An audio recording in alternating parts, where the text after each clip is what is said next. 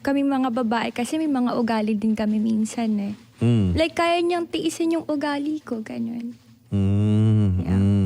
Ano ba yung like for sa guy na to, ano yung mga red flag na wina-watch out mo for a guy? Oh my God. Yung nahuli mo na pero nagsisinungaling pa din. Yeah. Yun ayaw mo. Pero Yun ang what ayaw if, okay, alam ko naman ano yan, non-negotiables. What if hindi mo pa boyfriend? Pero ano yung wina-watch out mo na, okay, turn off to parang ganyan na red flags?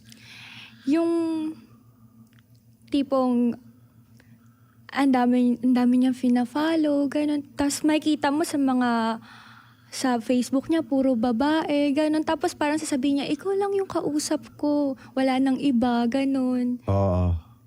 Mga ganun. Nako, totoo naman talaga yun eh. Kung gusto mo malaman yung pagkatao ng isang tao, buksan mo yung TikTok. Actually, TikTok ang pinaka-accurate eh.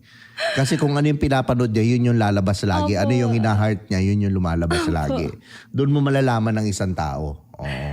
Kaya ngayon sa akin, pag tinignan mo yung TikTok, puro church, puro ganun yun. Oo. Kasi yun lang ang pinapalo ko talaga. Yun ang nilalike ko.